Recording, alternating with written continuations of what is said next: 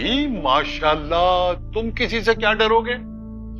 देखिए अब्दुल बारी जो कि अपनी बीवी की हमेशा ही साइड लेता रहता है, लेकिन शमीम को बहुत गुस्सा आता है और शमीम को गुस्सा दिलाने वाली असल मास्टरमाइंड तो पीछे नसरीन है। और नसरीन ना तो अपने घर जाती है, ना उसे अपने शोहर की कोई परवाह, ना बच्ची की कोई परवाह, बस वो सारा दिन साजिशों में ही लगी रहती है। और इन्हीं साजिशों की वजह से वो अपना घर भी तबाह करेगी, अपनी बच्ची की ज़िंदगी भी तबाह करेगी।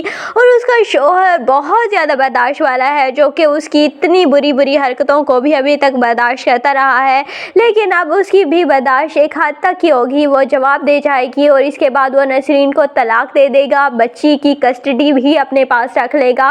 तो नसरीन अपनी बच्ची के लिए तड़पती रहेगी, रोती रहेगी, बिलसती रहेगी, लेकिन उसे कोई भी नहीं मिलेगा, ना कस्टडी मिलेगी, ना बच्ची मिलेगी, और ना ही बच्ची अपनी माँ से मिलने की कभी ख्वाहिश जाहिर करेगी, क्योंकि जिस तरह से उसकी माँ है, हर वक्त उसे मारती पीटती रहती है। आज तक तो उसे एक प्यार से बोला नहीं, तो वो फिर अपनी माँ से क्यों मिलेगी? और इसीलिए फिर उसे अपनी गलतियों का एहसास होगा कि उसने अपनी बच्ची के साथ भी कितना गलत किया। वो हमेशा दूसरों के मामलात में पड़ी रही, उसने अपनी ज़िंदगी को तो कभी संवारने के बारे में सोचा ही नहीं। हालांकि शमीम उसे समझाती रही कि तुम्हारा अपना घर है, तुम्हारा शोहर है, तुम्हारी बच्ची है, तुम उन पर ध्यान दो, उन पर फोकस करो, मेरा तो कोई है नहीं, मुझे तो मजबूरन यहाँ पर रहना पड़ रहा है।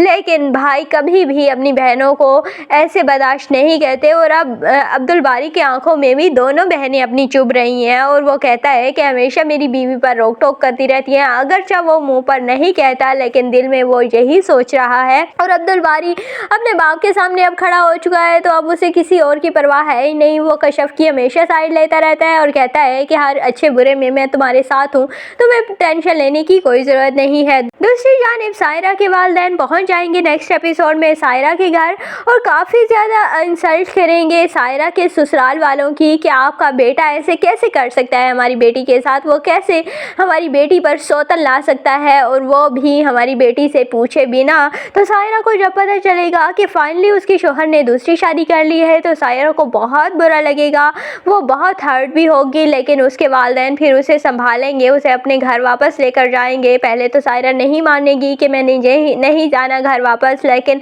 उसके वालिदैन ज़बरदस्ती उसे ले जाएंगे। और बाद में उसका शोहर रज़ा, जिसकी ज्योति को भी परवाह नहीं कि सायरा यहाँ रहे या अपने घर वापस चली जाए, लेकिन उसकी दूसरी बीवी बहुत ही तेज़ तरार औरत है, और वो सिर्फ दौलत की खातिर ही रज़ा के पास आई थी, रज़ा से शादी की है। तो जैसे ही रज़ा की दौलत वो हथिया लेगी, और जैसे ही रज़ा के वालिदैन को भी पता चलेगा कि रज़ा दूसरी शादी कर चुका है, तो उसके वालिदैन रज़ा को डिसोन कर देंगे और रज़ा से सारे ताल्लुकात ख़त्म कर देंगे। तो रज़ा के पास जितनी दौलत है वो सारी ख़त्म हो जाएगी। तो उसकी बीवी भी उसे छोड़कर वापस चली जाएगी और कहेगी कि मुझे तुम जैसे कंगले के साथ नहीं ज़िंदगी गुजारनी, मैंने तो सोचा था कि तुम बहुत अमीर होगे, मेरी ज़िंदगी ऐश से गुजरेगी, लेकिन अब तुम्हारे पास जब कुछ है नहीं तो मैं तुम्हारे साथ क्यों रहूँगी। और इसीलिए रज़ा को छोड़कर वो चली जाएगी। देन उसे सायरा का एहसास होगा कि सायरा कितनी अच्छी थी, वो उसकी कितनी खिदमत करती थी, कितनी कदर करती थी, लेकिन मैंने उसकी कदर नहीं की, और आज इसीलिए मैं इस हाल में हूँ। और फिर वो सायरा के पास जाएगा, उसे मिन्नतें तरले करेगा, माफ़िया शाफिया मांगेगा। तो सायरा पहले तो नहीं माफ़ करेगी, लेकिन बाद में बड़ा दिल करते हुए माफ़ कर देगी और रज़ा के पास वापस आ जाएगी। तो इस तरह इन दोनों की हैप्पी एंडिंग कर दी जाएगी। आपको ये ड्रामा आपा शमीम कैसा लगता है, कमेंट सेक्शन में अपनी कीमती राय का ज़रूर इज़हार कीजिएगा। और अगर वीडियो अच्छी लगे तो वीडियो को लाइक और चैनल को सब्सक्राइब करना बिल्कुल भी मत भूलिएगा।